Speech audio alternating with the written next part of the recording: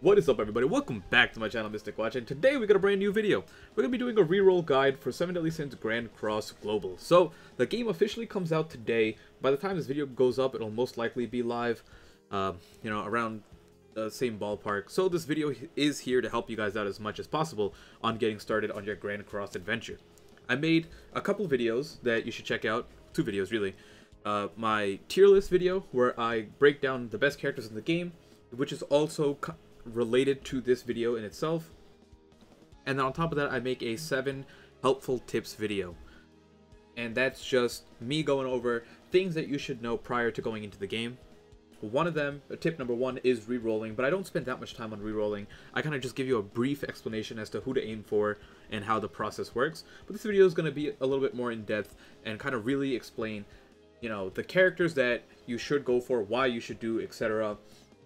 And a full breakdown on, what's the correct way to start Grand Cross Global if you want to have a nice and easy first few months of the game without having to worry about any sort of, pay to win or power creep or anything like that.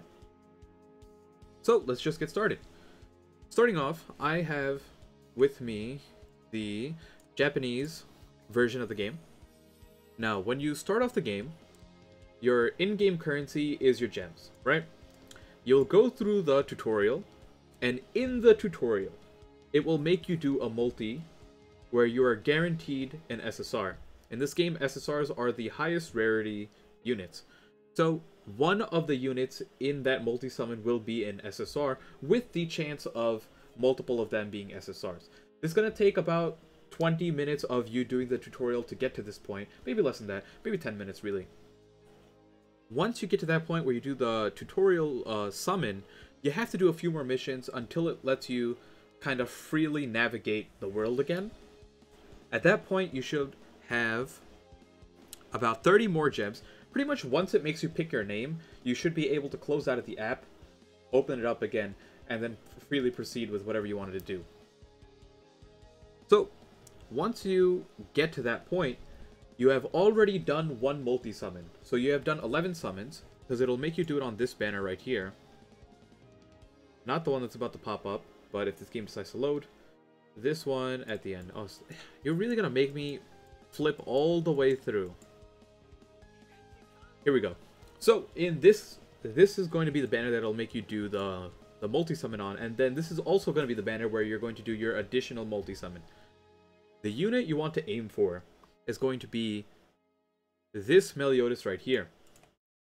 Green Meliodas is the best starting unit in the game because, and I also have this pulled up, this website is going to be extremely helpful for you guys who are going to need resources on global. I'll probably have some guides up on this channel, this website as well, but you have characters, teams, tier lists, guides, whatever, everything you need. But the easiest thing to navigate here is, let's grab the Meliodas, right? So in case I don't give you like a really good explanation on what the units do and you want to learn more, you can see the full details as to how the character works, their passive, the 3 different ranks of the cards, their ultimate, etc., who they combine with, yada yada, and their full stats. Now, the reason why this Meliodas is considered the best unit to reroll for is because of the fact he has this thing, outburst counter or full counter, whatever the heck you want to call it. This single-handedly makes story mode 20 times easier. His mechanic, we can just take a look at the level 3. Assumes a stance that triggers 1 time on attack, so pretty much he goes into a counter stance, and the next time he gets hit, he does 250% of HP diminished from max HP. Meaning, depending on whatever his... I'll just give you an example, right? What's his HP? HP is, this is level 1. When you have like a max level unit, your HP is probably going to be like 50,000 before any gear. Probably around 50,000. So let's say you have 50,000 HP and you take half your health, right? So you have, 250,000 missing HP. The next time you get hit, we'll just say that you're at the 250,000 HP mark. You're going to do 250% of that missing HP damage onto your opponent. And the reason why this matters is because in terms of the scaling of the damage, Meliodas' full counter is one of the hardest hitting moves in the entire game. And it's just like way over the damage bar. If everyone's doing like a certain amount of damage, and it's kind of just like, it's like, okay, everyone does a similar amount of damage. Some people hit harder, some people hit less. Meliodas' counter is just like way above that, for no reason. It's just that much stronger. That's why you need him. Makes going through story a lot easier, because in fact this game has a difficult story, and it's not just something that you can auto and breeze through mindlessly. You have to actually know, I wouldn't say you have to know what you're doing, but you have to put in some effort into winning these story missions. He is the best character to go for. Now, besides that, here are the tier lists for the units you want to aim for. I don't want to, just keep in mind that these units at the bottom, a lot of these are JP exclusives that don't, I want to say exclusive, but they don't exist in global yet. And even the ones that do, I'm not listing everything here, because I hate listing units that like go down to Q tier, and it's like, no. I'm only listing relevant stuff. You got Green King and Green Jericho. Green King has a really cool mechanic where every time... Let's just go open them up. I don't want to explain anything awkwardly. Green King's passive is why it's pretty important. Increase crit chance by 10%, whatever. Increases by an additional 50% when it's completely filled. Each character has, when you're in-game, requires 5 orbs to be filled in order to do their special move, or their ultimate move, whatever. So for each orb that's filled, and you get orbs just by using skills, you know, 1 skill per orb. Rank of the skill is irrelevant as well. But once you use 5 skills, or there's also other ways to gain orbs, but once you use 5 skills in the most generic sense, and you're at maximum orbs, you will have 50 plus another 50, 100% crit chance. You're over 100% crit chance. And you pretty much crit all the time no matter what. That is super useful, not only in PvP early on, in PvE, and then on top of that, when Grey Demon comes out, which most likely will not be out on launch, King is the unit you need to beat it. Without King, that raid is borderline impossible until you get further on with your gearing and stuff, where you can actually win it with other stuff, with other people. But King is like the most necessary unit in order to beat Grey Demon. That's kind of why he's here. He also just hits like a truck. He's got 2 times crit damage, which what it synergizes with this very well. Then that's really it. Other move is like, okay, it's not that important. Jericho, on the other hand, is just a nuker. She builds up crit with her passive every time she uses a skill, and then on top of that, so increases crit chance by 10% per hero skill use. Every time she uses a move, she increases her crit chance. She starts off at 30%, and eventually it can go infinitely, right? But the big thing is, you just build up your crit chance until you always crit, and then her ultimate has Spike, which does double crit damage. So you're guaranteed to crit, and then you just hit, you know, a billion damage. That's really it. Best nuker in the game, and she's going to be the best nuker in the game for, if they follow the same timeline, around 8 months. Then these are your go-to units. You want, ideally, for the best possible reroll, you'd want Meliodas plus these 2. That's unlikely. That's not going to happen. Realistically, you want Meliodas plus one of these 2 here. That would be the ideal start and the most realistic start for this game. Now, most people don't...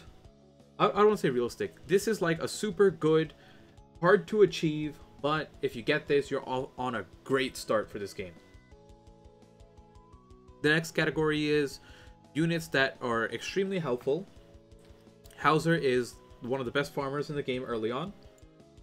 And then Merlin is just really, really good. She has a freeze effect that also amplifies damage. Pairs very well with Jericho, also good in PvP. And then Slater is just really nice. He's super useful for story early on, and then on top of that, he is amazing in Red Demon. Go down to A tier, Gil Thunder and Hellbrum. These are units that are nice to have, but they are not necessary by any means. if you get them, you can invest in them and they'll be pretty good. So ideally, you know, you'd want Meliodas plus another SSR from this list. You really don't want one of these two as your other SSR, but if you get them, it's fine.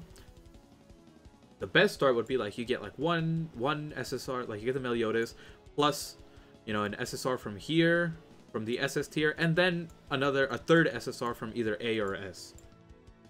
So that is like the ideal start for this game. Here are like the best SRs that you want to aim for early on. I don't know if this Elizabeth is going to exist in the game. Same thing with this Merlin. This is just based off a leak. So they could be here, they could not be here.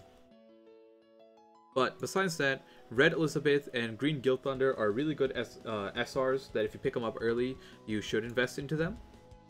Red Elizabeth is for Red Demon. This Red Elizabeth is one of the best healers in the game. And then Guild Thunder is amazing in PvP. In addition to that, is pretty much needed in a couple of raids. That's really it. I had these units at the bottom just in case people were confused. These are the coin shop units. You get King and Diane from story mode for free. The other ones are going to be coin shop exclusives, but from what it seems, this is not confirmed. It seems like we got it from a data mine that the rest of these are going to be in banners that will be pullable. So I'm assuming they're going to do something like Escanor, where Escanor in the JP server came out on a banner first and then went away into the coin shop. He is no longer in the general pool, but they gave you an opportunity to pull for him early before picking him up in the coin shop. And if you guys are not familiar with the coin shop, don't worry too much about it. I'll drop another video in, you know, the next couple of days. Most of this stuff with the coin shop is explained in my 7 helpful tips video, so you can go check that out there. And this is an organized list from left to right on the best coin shop units you want early on. So that's there for your reference. That's going to be it for this video. The one thing I wanted to explain as well, you're going to get when you start the one multi from the tutorial. You're going to get one more multi most likely from gems plus another single. So in total, you should be getting 23 summons. That is a good amount of summons to do your rerolling with. Now, when it comes to actually rerolling, like the process of deleting your account and moving forward, you're going to go into settings. And this should be exactly the same on global. You're going to go into settings, you're going to go into player data. And here, this button here is what deletes your account. The nice thing is you don't have to uninstall the app and reinstall. This simply removes your data. That way you can go back to the home screen and just start over again. You're going to have to go through the tutorial every time. There's no way to skip it. But, you know, it's still a pretty quick reroll. It's not too bad. Don't get too caught up in rerolling. The ideal thing is Meliodas plus one more SSR from this list, or even just Meliodas, right? If you just want to get started, you really want that Meliodas and just go forward. But if you're one of those overachievers who really likes to reroll, this is the list you should be focusing on. That's going to be it for now. Hopefully you guys enjoyed. Stay tuned for more 7 Deadly Sins Grand Cross content, and I'll see you all in the next one. Peace out.